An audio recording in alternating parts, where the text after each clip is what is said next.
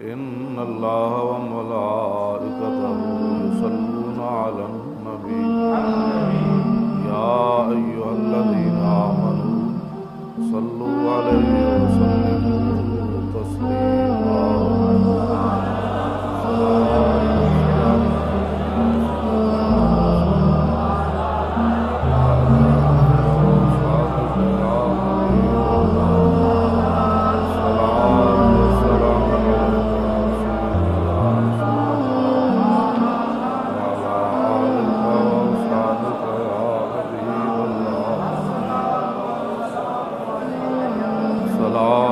السلام عليك يا سيدي يا رسول الله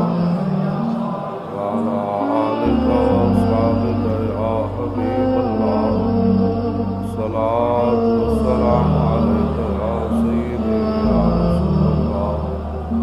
وعلى آلك وأصحابك يا خاتم النبيين اللہ پروردگارم امت احمد چار یارم تابع اولاد علی مذہب حنفی ادارم ملت حضرت خلیل خاک پائے غوث اعظم زیر سایہ صدیق اکس حسن کمال محمد فاروق ذل جاہو جلال محمد عثمان جائے سمائے جمال محمد حیدر بہار باغ خصال محمد صلی اللہ تعالی علیہ وسلم. ناتذی وقار سامعین محترم،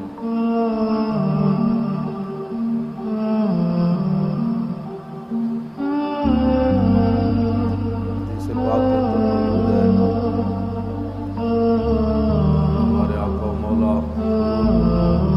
شافع یوم النشور صلی اللہ تعالی علیہ وآلہ وبارک وسلم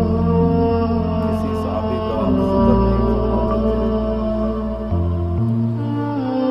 صرف دینی نسبت سے حضور کسی بھی صحابی کا ذکر فرماتے تھے. اس نے اسلام کی کتنی خدمت کی، اس نے رسول اللہ صلی اللہ علیہ وسلم کا کتنا ادب اور احترام کیا، نبی علیہ السلام کے دشمنوں سے کتنی دشمنی رکھی، نبی علیہ السلام کے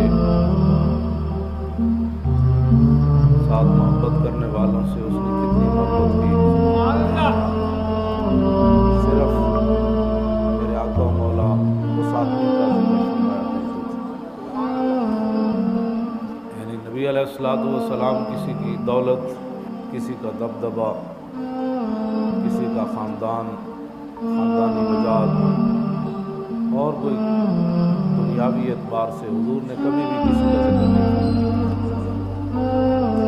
ہمیشہ نبی علیہ السلام نے جس صحابی کا بھی ذکر فرمایا وہ دینی وجہ سے.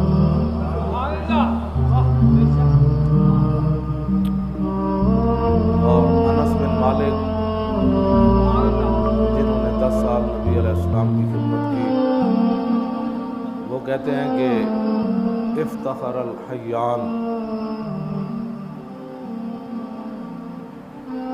الاوس والخزرج، کہ مدینہ پاک کے اندر 2 بڑے قبیلے تھے مسلمانوں کے، ایک اوس اور خزرج. یہ دونوں فخر کرتے تھے، ایک دوسرے کے ساتھ بیٹھ کر فخر و مباحات کی باتیں کرتے تھے. فقالت الاوس، جو اوس قبیلے والے تھے وہ کہتے تھے منا غسیل الملائکۃ حنظلہ بن الراہب، یہ فخر کرتے تھے کہ ہمارے قبیلے کے اندر ایسا شخص موجود ہے جسے فرشتوں نے پسند کیا ہے.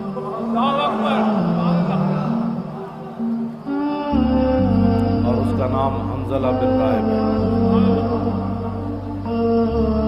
یہ اوس والے خزرج والوں کے سامنے بیٹھ کر پھر کہتے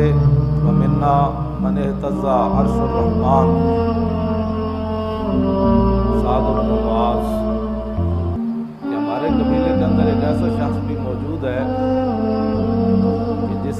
بات پر، جس کی شہادت پر اللہ کا عرش بھی ہل گیا، اور وہ ہے سعد بن معاذ۔ ومنا من حمدہ الدبر عاصم بن ثابت ابن ابی الافلح۔ وہ فرماتے خزرج والوں کے سامنے بیٹھ کر کہ ہمارے قبیلے میں ایک ایسا شخص بھی موجود ہے کہ جس کے جسم کی حفاظت شہد کی مکھیوں نے کی، اور وہ ہے حضرت عاصم۔ اور پھر کہتے ہیں کہ وَمِنَّا مَنْ اُجِیزَتْ شَهَادَتُهُ بِشَهَادَةِ رَجُلَيْنِ خُزَیمَةُ بْنُ ثابت رضوان اللہ تعالیٰ علیہم اجمعین، کہ ہمارے قبیلے کے اندر ایک ایسا شخص بھی موجود ہے کہ جس کی ایک کی گواہی دو کے برابر ہے۔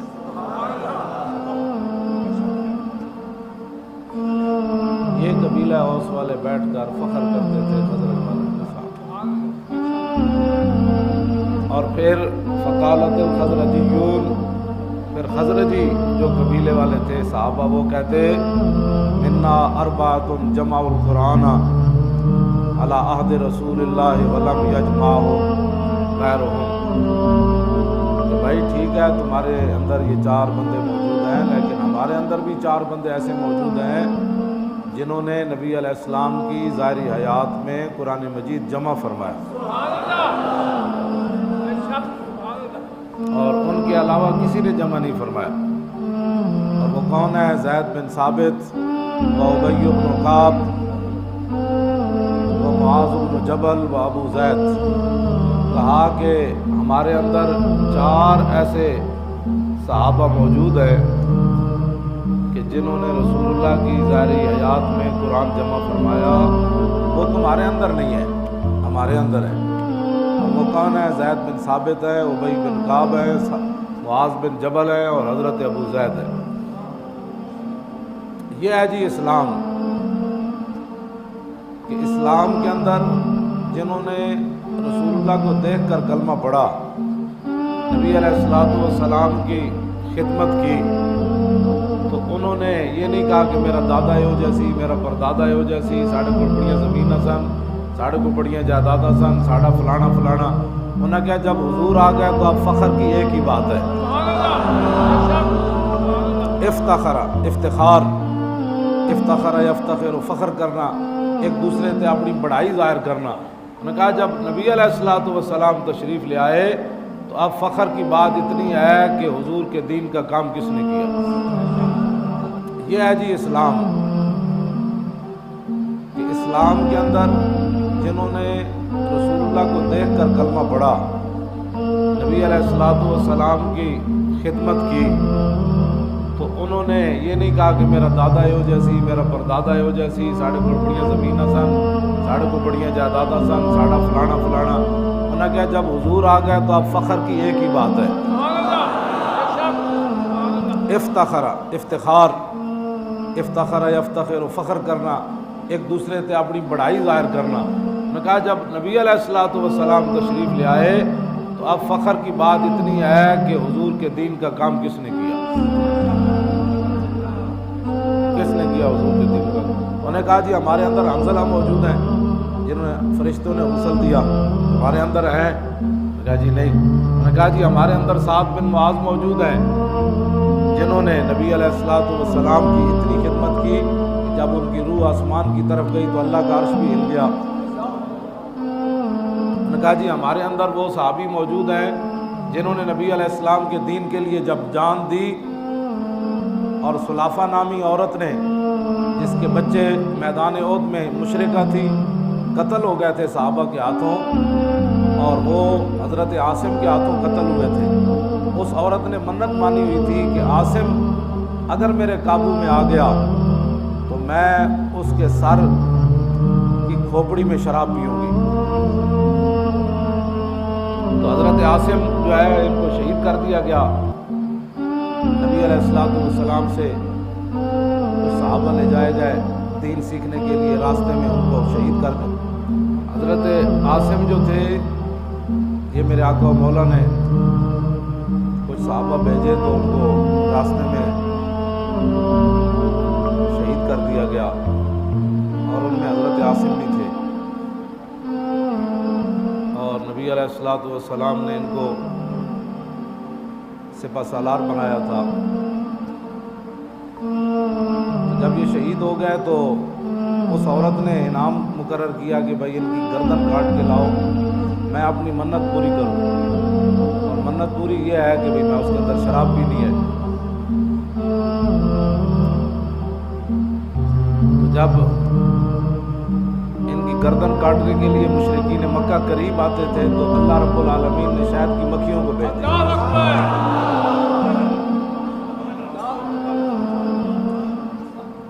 جب یہ قریب آتے تھے گردن کاٹنے کے لیے تو پھر